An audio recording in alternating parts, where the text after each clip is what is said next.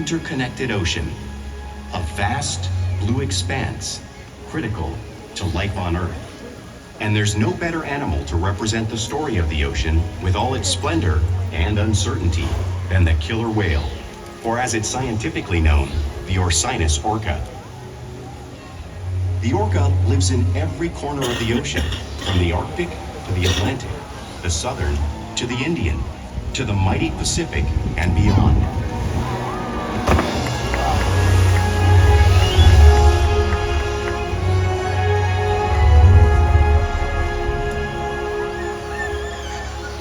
This whale's story is the ocean's story, and it is one we all share.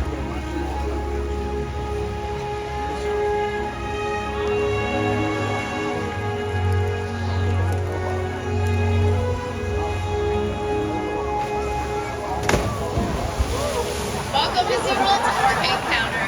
My name is Taryn, and I'm so honored to introduce you to this intriguing and majestic animal.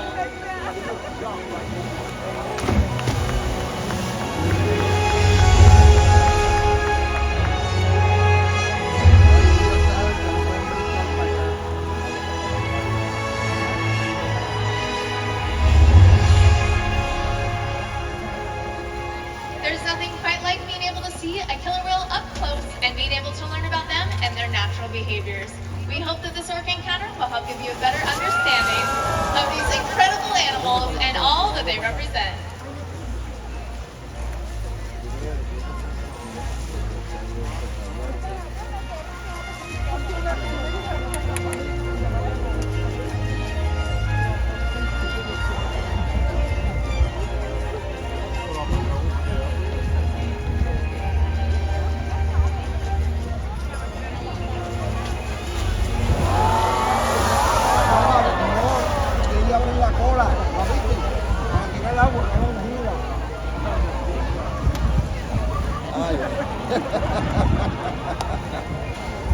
While they are found in every ocean, orcas living off the coast of Iceland are quite different than those near Costa Rica.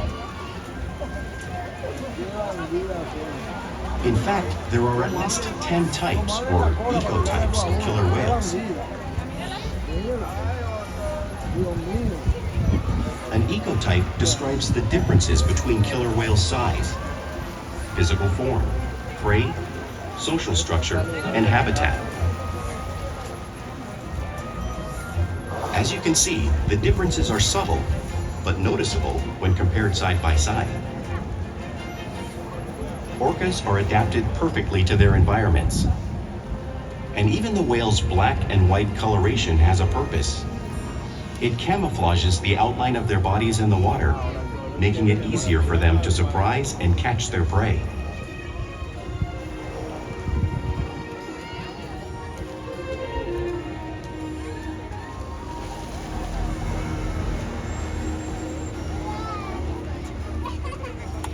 When viewed from above, the black of the whale blends in with the dark depths of the ocean.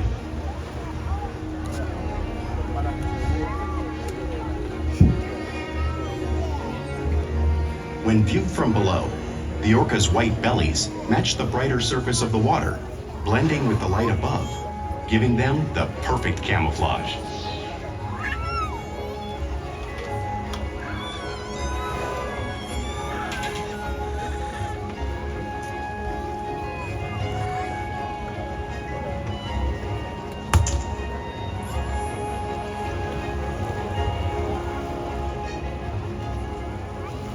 Killer whales truly are a natural wonder, and Ikaika here will help me to show you some of their physical characteristics.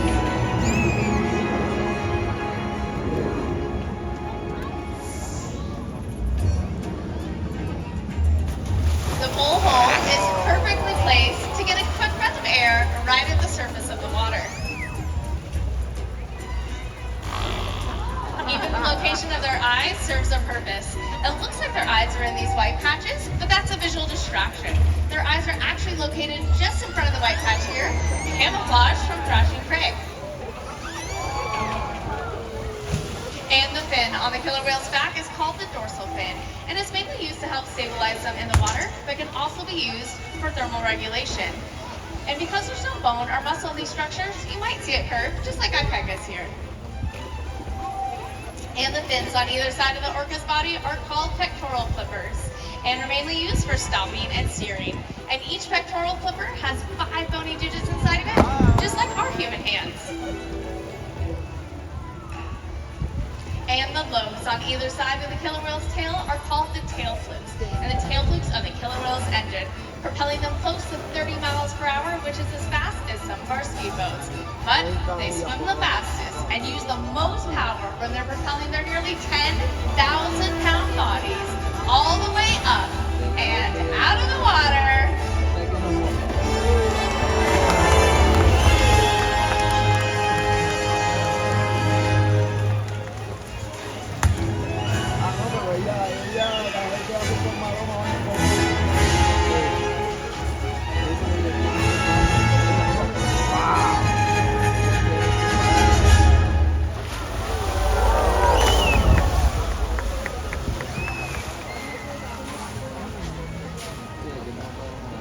Killer whales are highly social animals with a well-defined social structure.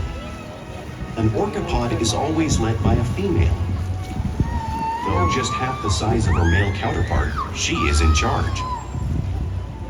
It's all about attitude, not size. Because they live and work as a group, orcas need to communicate with sounds and body language. Orcas use clicks for echolocation or navigation.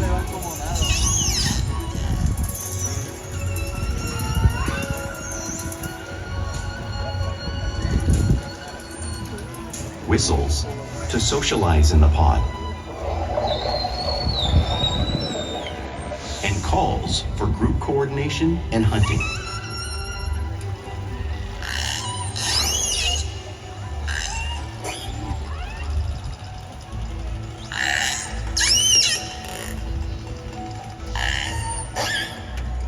Vocal development studies here at SeaWorld show that early on, calves learn vocalization from their mothers.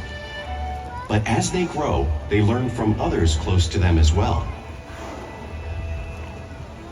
This is a bottlenose dolphin call that Shuka learned and even taught other killer whales here at SeaWorld. In fact, orcas are the largest members of the dolphin family.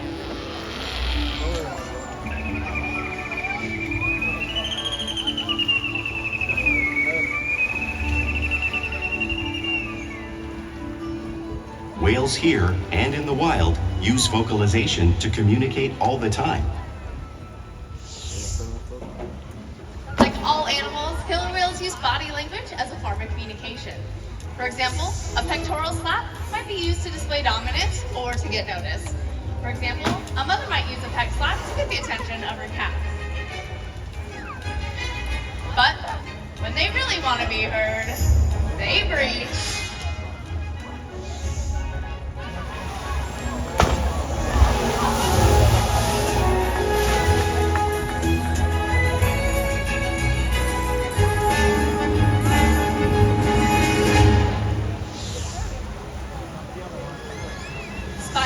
Is how killer whales coordinate and get a better look at their surroundings as they hunt.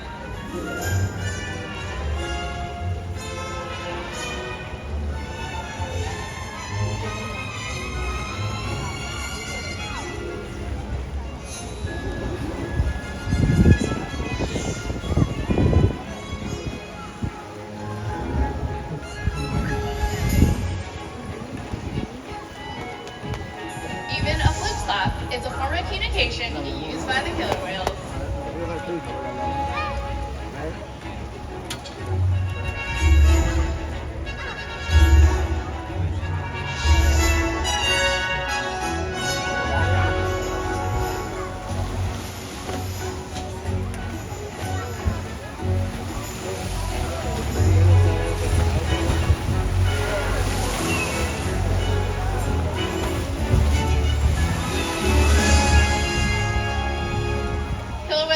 Great communicators, so it's no wonder that they're at the very top of the ocean's food chain.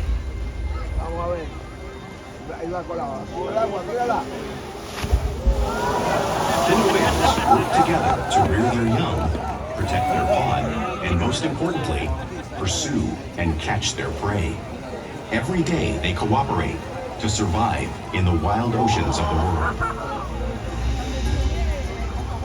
The orca's hunting techniques are as varied as the whales themselves. Norwegian killer whales will circle herring, herding them together. The whales use sounds to coordinate with each other and to disorient the herring. With the fish confused and contained, the whales stun them with their powerful tail flukes, making for an easy meal.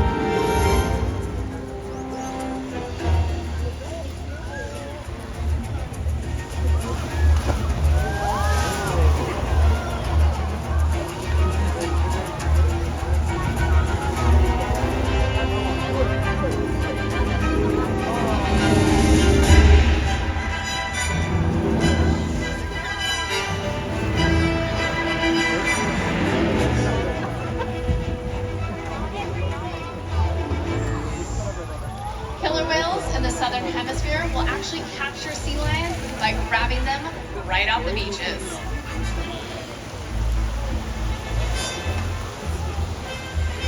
Ikaika is on his way to demonstrate the same behavior and movement right here in front of us.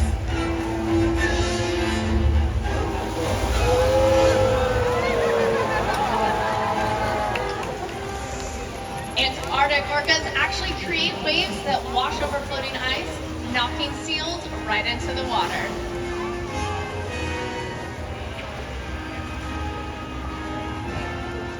Corky is about to show us the same behavior, demonstrating one of the many complex and impressive hunting abilities killer whales have developed all around the world.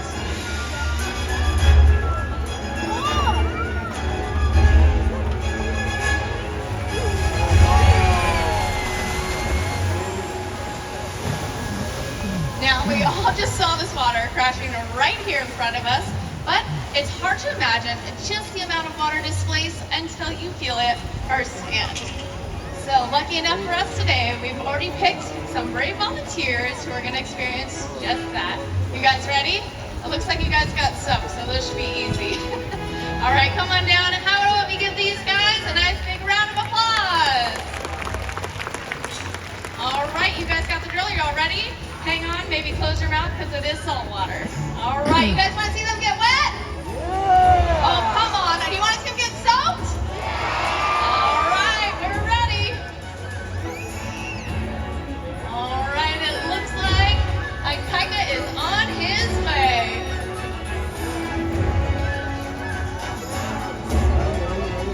All right, here comes about 10,000 pounds of whales. In 3, 2, 1. All right. Great job, you two. Fantastic. All right, go ahead and come up here to safety. Great job. Now, it's no surprise because killer whales live in every ocean that they're going to eat all different types of prey. And that even includes other whales. And the blue whale that you see here on the screen is the world's largest animal. And they're 5 times longer and 50 times heavier than a killer whale. So, how does the killer whale the size of Corky eat a whale that size? It's all possible because killer whales are the ultimate team players. In this example, we see the larger male orcas surround a sperm whale, forming a perimeter, while the females continue to drive the whale forward until it reaches exhaustion. The calves then move in to join the adults in the group. Whatever their prey, killer whales always cooperate and hunt together, making them a highly successful predator.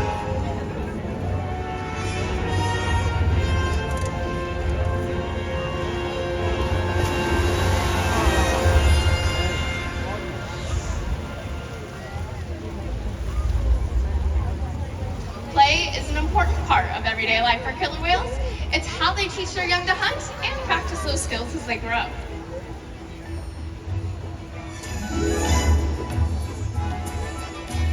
Killer whales are always interacting and showing their playful side in the wild, and of course, right here at SeaWorld.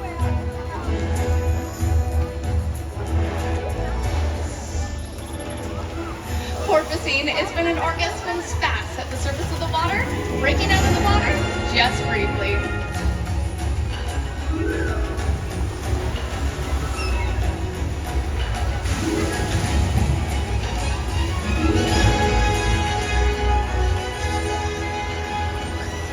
You may find them doing this when catching a ride in the wake of a boat, or even when surfing amongst the waves.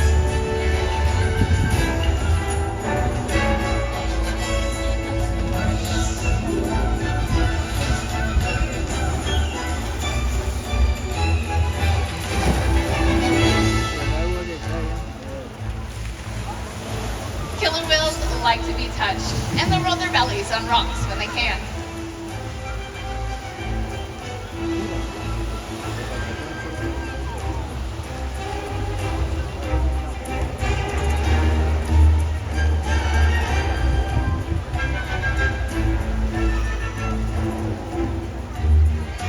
You can see Ikaika showing this here, just like the whales in British Columbia. You'll also see killer whales imitate one another in the wild, and we see it here at SeaWorld all the time. The whales are always mimicking and learning from one another.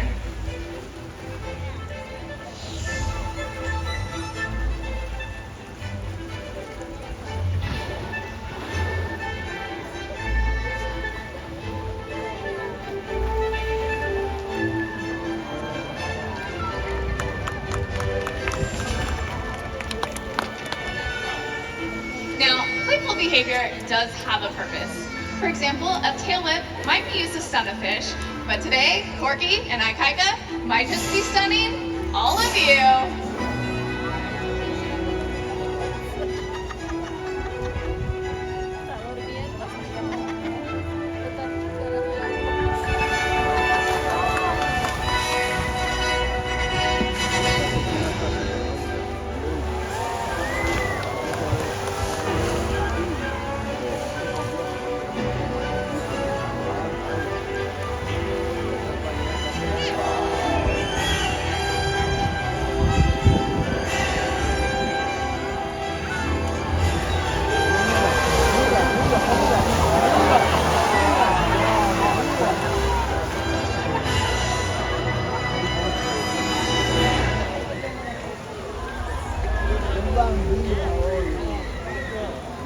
We care for and interact with all of the whales all day, every day, which allows us to build trusted relationships so that we can provide optimal healthcare, research, and quality of life.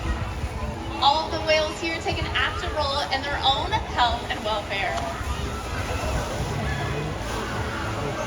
For example, we can ask the whales to roll over and present their tail flukes, just like we see with Ikaika and Nicole here on the screen. And this is optimal if we ever need to obtain a blood sample, which we can obtain right from the veins in the tail fluke.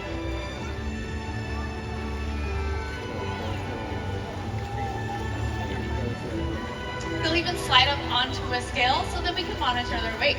All 8 of our whales here get weighed each week to ensure that our younger whales are growing appropriately and to make sure our adult whales are maintaining a healthy weight. They'll even allow us to collect a breath sample right from their blowhole, all because of the relationships we've built day after day right here at SeaWorld. And right now I'd like to take a little bit of time to introduce you to one of our very special whales. She's making her way down here around. Over here on the right, this is Corky. Corky is our oldest whale of our 8 whales here, and she is 58 years young. She's also our largest female whale at around 9,000 pounds. But don't let her age or her size fool you. She's still one of our most athletic and highest aerial whales. She's also very smart, and she's been inspiring guests like yourselves over the years to care for and protect our planet. So let's give it up one more time for Corky.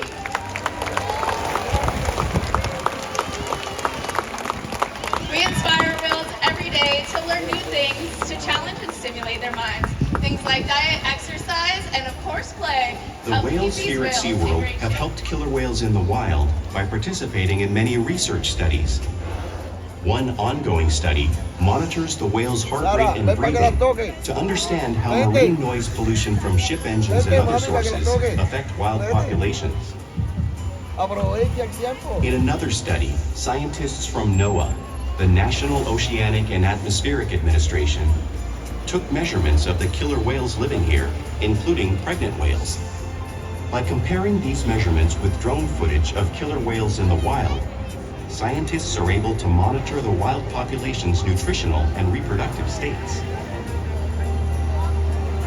Other research has been done here at SeaWorld on the mother whale's milk composition.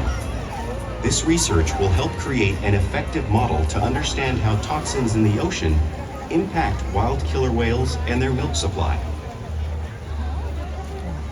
What we learn from the whales in our care every day is actively helping whales in the wild survive.